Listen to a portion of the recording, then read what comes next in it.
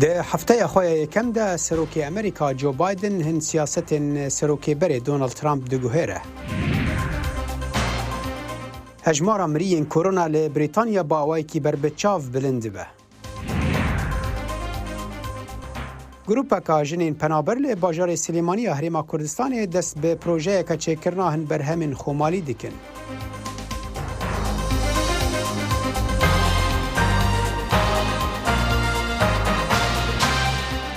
جه برنامه کرد کنکشن دنگی امریکا لی واشنطن پایتخت سلاف و ریزن من صالح دمی جرجو بو و بینرین هیجا. ده هفته خواه یکم ده سروک امریکا جو بایدن بالکشان سر گوهرتنا هن سیاست ریوبریا سروک بری دونالد ترامپ و راگهاندنا هن پلانین گریدای ویروسا کرونای آبوری کوچبری و گوهرتنا کشو هوایی. گلو اف سیاست نوین بایدن چاوا جاری خلکه و تینا پیشوازی کرن. سروک جو بایدن به پیامه که بویا گرتن آوالادی بیستی هیوا ایک دست بکاری کرد. بیا گرتن ام دشین کارین گله گرنگ و باش بکین و کارین باش بو خلک خو بکین.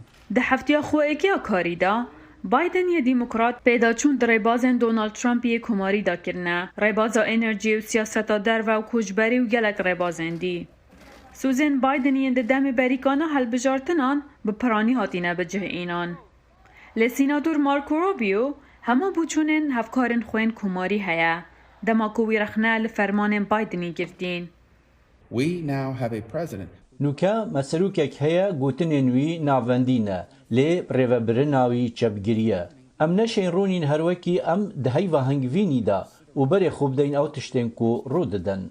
چند چافدر دبیجن که بریارن بایدنی نیشانوه که دن که در ریوبریاوی گلک یا جیاواستر بیشیا ترامپی. اوه نیشانه که کو هر تشتک به آوه که گلک جواز جریوه بریا بری بریوه دچه. وسا دیاره اوه یا به جداهی نابه لی هر وسا گلک جوان ریبازان پشتوانن خوهنه. بونمونه اک جبریارن بایدنی اوه که بدت اوان کسین ترانسجندر آن که رگز گوهارتی جارکادی نوالشکری دا خزمت بکن.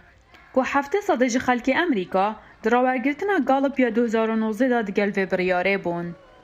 چافدرین سروکاتی دبیجن که گازیا بایدنی بویا گرتنه و پنگاوینوین دست بگه و گوره بازا سروکی بره باراک اوبامایه.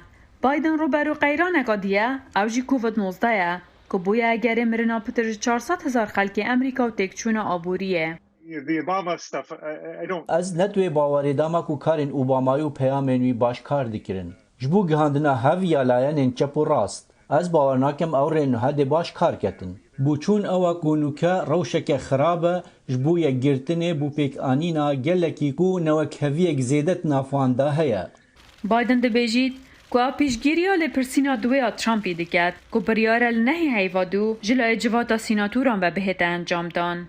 جواتانی نران ترامپ گنه بار کرد بو اکو دبیجنه پالدانا خلکی بو سر هلدانه که بویا اگره هیرشا ششی هیوا ایک بو سر کنگریسی و ترامپی براوانی جا خفنت خویت و روژه کرینه و او هیرش چرمزار کریه. لسیناتورن دیموکراتی دبیجن که پیدویا ترامپ بهتا برپرسیار کرن.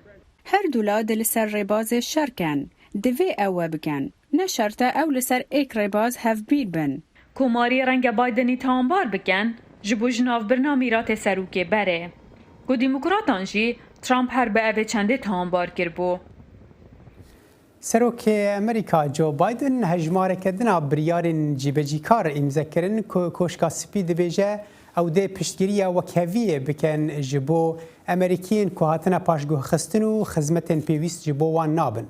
گاوین بایدن نجات پرستی و نفرتا بیانیان رد دکن ده ناو دجی نفرتا دجی امریکین آسیوی پشتی بلابونا ویروسا کرونایی. هەوڵدان بۆ دادپەروەری ڕەگەزی لەو کاتەوە جۆرج فلۆید وەک هاوڵاتیەکی ئەفریقی ئەمریکی لە ژێردەستی پۆلیسدا لە مانگی 5 ساڵی ڕابردوودا گیانی لەدەستا بووەتە بابەتێکی سەرەکی لە ئەمریکا. ئەوە ئەژنۆیەک بوو لەسەر ملی دادپەروەری و لەبیر ناکرێت. چاوی دەیان ملیۆن ئەمریکی کردەوە و بە ئاگای هێنان و بەڕای من ئەوە خاڵێکی وەچەرخان بوو لە هەڵوێستی ئەم وڵاتەدا بەرامبەر بە دادپەروەری. ڕۆژی سێشەمە جۆ بایدن سەرۆکی ئەمریکا 4 فەرمانی جێبەجێکاری واژۆ کرد کە کۆشکی سپی دەڵێ دادپەروەری ڕەگەزی بۆ ئەو ئەمریکانەی کە خزمەتیان نەکراوە و دواکەوتون جێبەجێ دەکرێت. These aren't feel-good policies. ئەمانە سیاسەتی باش نین، بەڵگەکان ڕوونن. پێشخستنی دادپەروەری بۆ گەشەی ئابووری باشە و دەتوانێت کار بۆ ئەمریکایەکان دابین بکات. تاکو ئیستا بایدن چەندین سیاسەتی بەڕێوەبەرایەتی ترامپی پێچەوانە کردوێتەوە.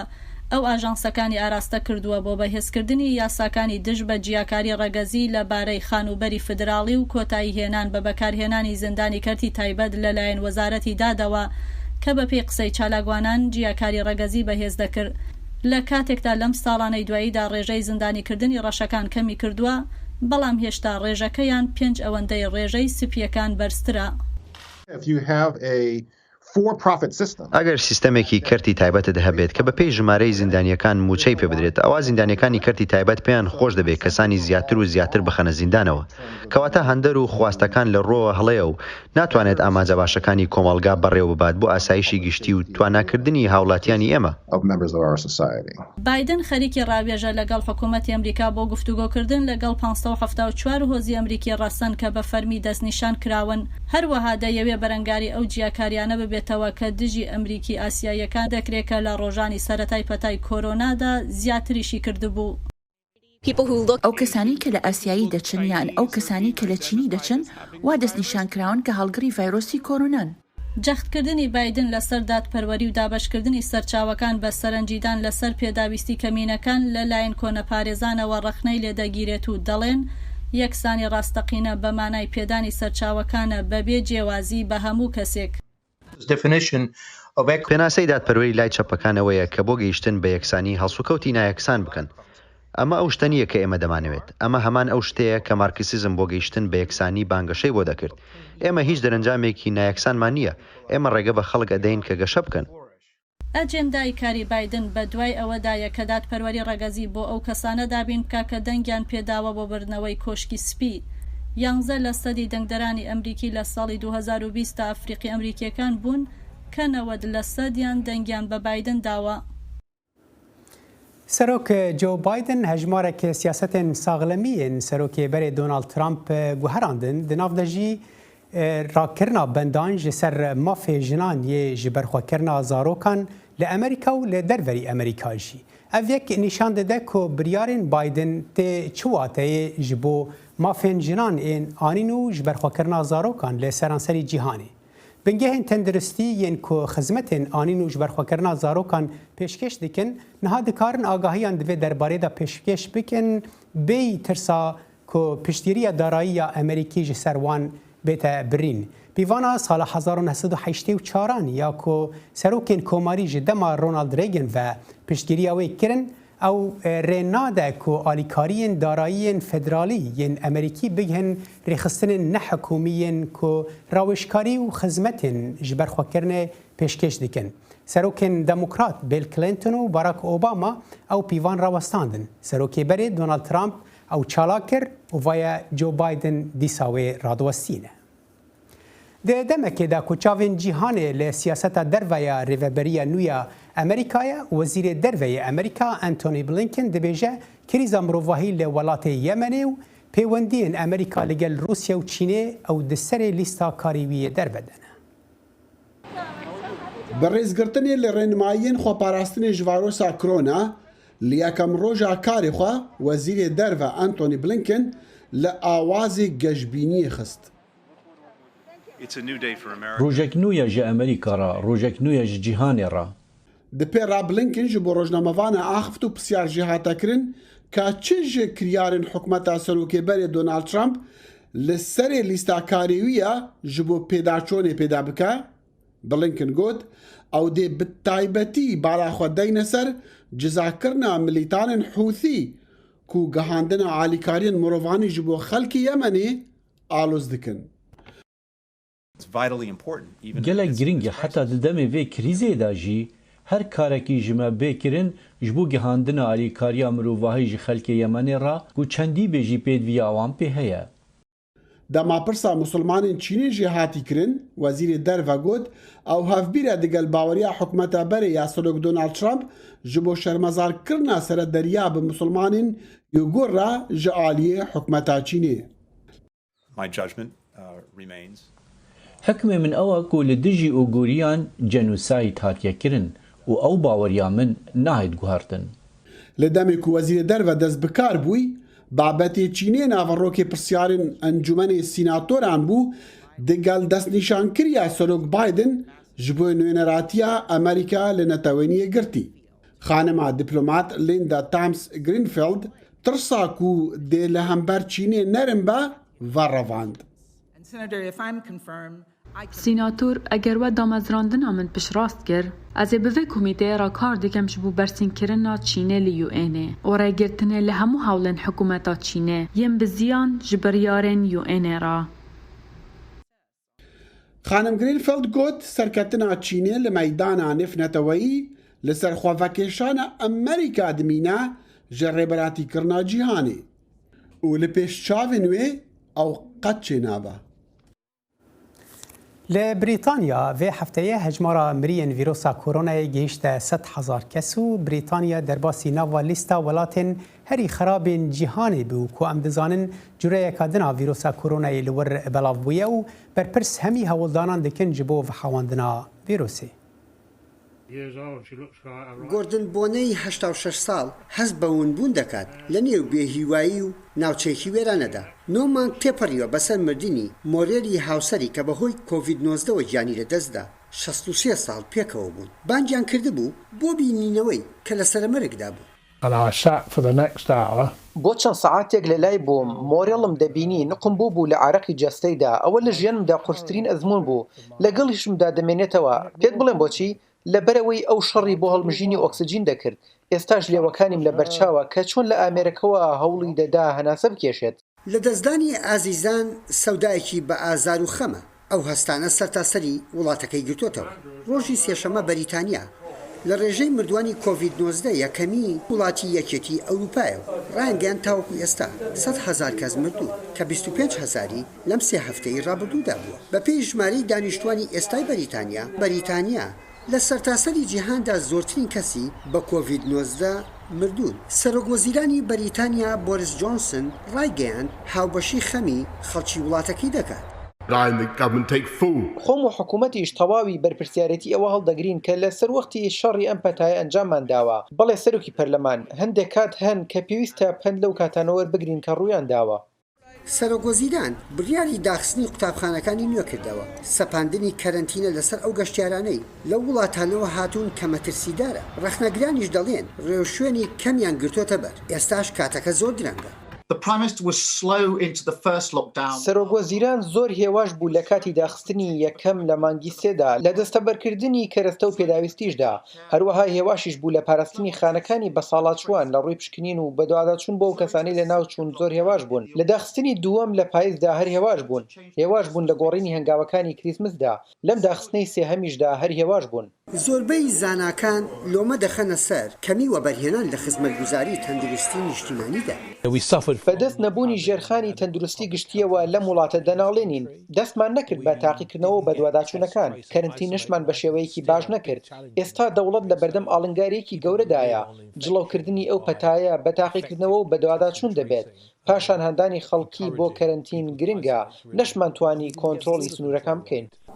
لە کاتێکدا بەریتانیا یەکەم وڵاتی ئەوروپیە لە ژمارەی مردووان بە کۆڤید-19 لە بەرنامەی پێدانی ڤاکسینەکەش بە خەڵک لە پێشدایە نزیکەی 7 ملیۆن کەس ڤاکسین یەکەمیان وەرگرتووە. ئەمەش ئەوە دەگەێنێت بە هاتنی مانگی سێ لە دۆخێکی باشتردا دەبین بۆ پیاچوونەوە بە بربەستەکانی داخستنی ئێستا. بەڵام نیگەرانیەکانی کەمبوونەوەی ڤاکسینەکە زیادی کردووە. کۆمپانیای دەرمانی ئەسترازێنێگا و ڤایزەر یەکێتی ئەوروپایان ئاگادار کردوتەوە ئەم هەفتەیە لە دواکەوتنەکان وەکەوەی لە سیستەمی بەرهەمهێنان پێوەرکراوە و یەکێتی ئەوروپا هەڕەشە دەکات بە هەناردەکردنی ڤاکسینەکە بۆ دەرەوە ئەوەی کە لە ئەوروپادا دروست دەکرێت. لەو نێوەندەشدا حکومەتی بەریتانیا دەڵێت خەڵک دەبێ ئامادە بن بۆ بینینی هەواڵی خراپتریش.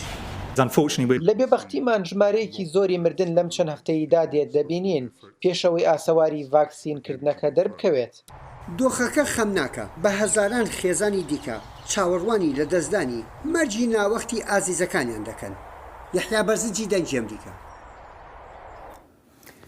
کمیسیون یکیتی اوروپیا کو هفریزیا بلافکرنا واکسین کرونا دیکه دبیجه او دی میکانیزم که دینه جبو هناردنا واکسین یکیتی اوروپی بو دروه و بریتانیا جی دبیجه دوی ریز لپاراویا واکسین ورگرتن و واکسین کوی بری پرین وان دای بگهنوی جبو رونی کرنا ویم مجاره نها دکتور زارا صالح درمانساز جه لندنی بریاسکای بمریا دم باش دکتور زارا تو دبیجی و ورگرتن یان جیان ببیجن گهاندنا درزین کمپانیا استرازنیکا بو اوروپا و بریتانیا به پرسگریک دناوینا بریتانیا و یکیتی اوروپی ده؟ بله اسلاف بوتا بو حمو هداران تماشبانا هلبت يعني اف كيشاها هناكي براستي هناكي شويه كقرم بردوان دمين بوريدا لي تخازم هناكي روريه باوج مسر في برساتا بشي بريطانيا دسبيكا جو دس كاري استرازينيكا كرن الجامعة أوكس زرقاء أوكسفورد ويشاخي قريبست حبو بريطانيا حكومتها بريطاني بشركتها استرازينيكا قريدا 100 مليون فاكسين جو جوار آماده بكي أبنا هيج دسبيكا صالة بوريدا يعني دس بيشتي جو نو دس فاكسين كرن أبنا وقت بالجم حكومتها بريطاني أبنا وقت بشرط مرجكي سركبوا بري بريوي دابون بشركتها يعني باكس اكسترازينيكا يا دوا كيتيا أوروبا درن ج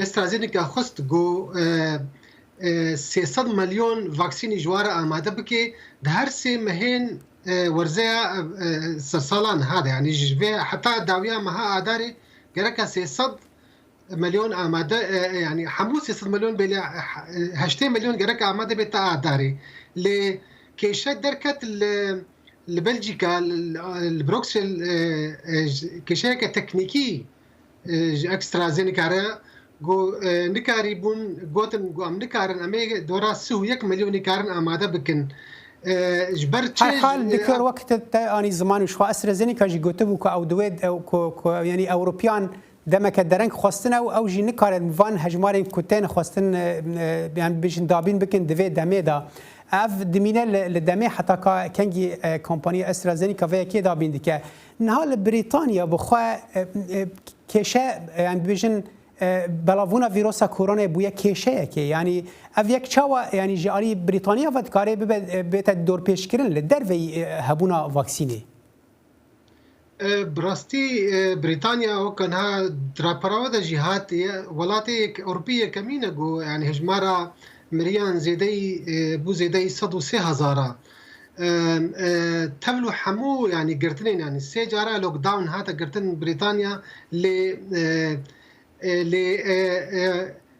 رخنتين كرن دفردا درباري جو بريطانيا اف بيفانين يعني بيفانين هناكي جو جركا زوتر سروك وزير بيك اني بانا زود دهرسي جاري لوك داون ده جو تشيبو بهارا ادارا چويدا وبيرد حيوان هذا وبيرجي حيوان 12 هذا ويش اخي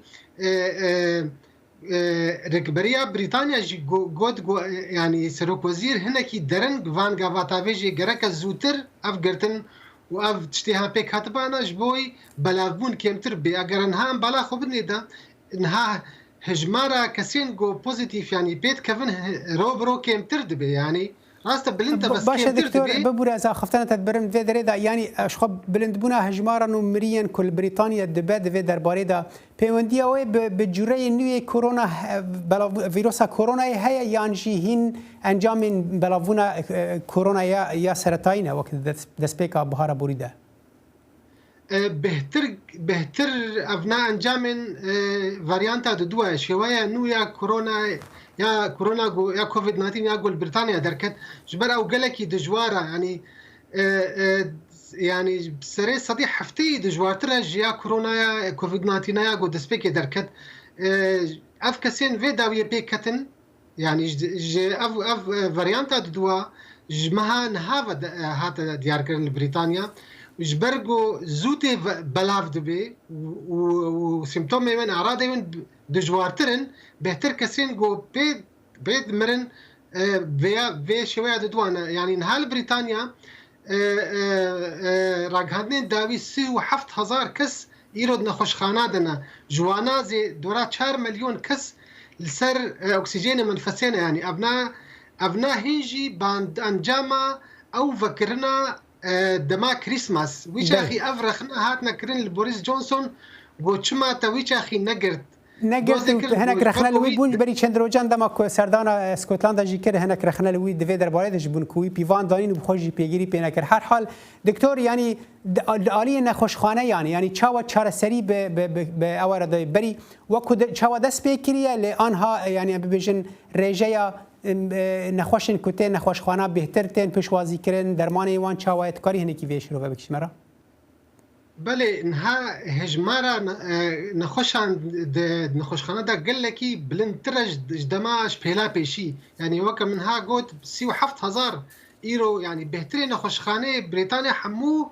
نەخۆشی کۆرۆنانە جوان کەسێن دۆرا نێزیکی 4 ملیۆنە ئەفسەر ئۆکسیژێنێ منفەسێنە ئاکت بێ ئەڤنا براستیژی بهترین لەگۆر ئاگاهیên مەژور وا دەڤرا کەسێن گۆ دەچێ سەر وان ئۆکسیژێنە وانە بهترێ وان ناڤەگەرن ساغ مخابن لێ ئەvê دی ینی تێنە وەکە دەبێت تەدبیرن عیلاجی هەموو ژوارە تێنە ئامادەکردن لێ دکتۆر زارا داوای برنێت کەم دگەن داویە دەمێ دکتۆر زارا ساڵح دەرمانساز تژ لۆندۆنی مەڕەبی گەلێک سپاس بوو بەشتر بوونات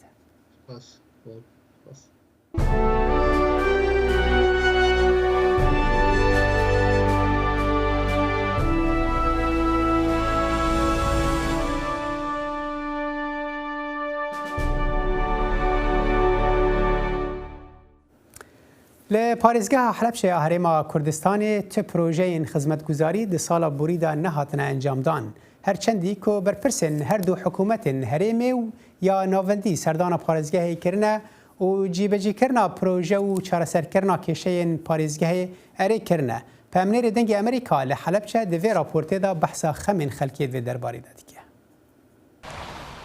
لە کۆی حوت پرۆژەی گەورە و استراتیژی حکوومەتی هەرێمی کوردستان لە ساڵی ڕابردوودا لە پارێزگا جیاوازەکانی هەرێمی کوردستاندا لەگەڵ سەردانیکردنی ژمارەیەکی زۆر لە وەزیر و بەرپرسانی حکوومەتدا بۆ پارێزگاکە هیچ پرۆژەیەکی استراتیژی و خزمەتگوزاری بۆ هەڵەبجە ئەنجام نەدراوە.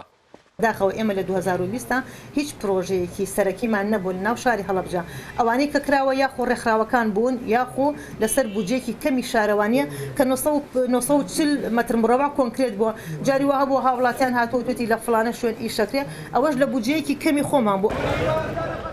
خەڵکی هەڵەبجە دەڵێن بە پارێزگابوونی شارەکەیان تەنها تابلۆیەک بوو کە ئێستاشی لەگەڵدا بێت فەرمانێکی گشتگیر و گشتاندن نییە بۆ مامەڵەکردن لەگەڵی وەک پارێزگا لە هەرێمی کوردستان و عراقیشدا. ئێوەیە حکوومەتی هەرێم نەکردێتی محافزەی کامەیە محافزەکە ئەمری محافزەکەی کوایە بەس ناوێکە لێنراوە خەڵکی هەڵەبجە ڕازیکەن بەوەی کە بڵێنەوە محافزەیە ئەنا هیچ سیمایەکی محافزەی پێوە نییە هیچ پرۆژەیەکی خزمەتگوزاری بۆ نەکراوە.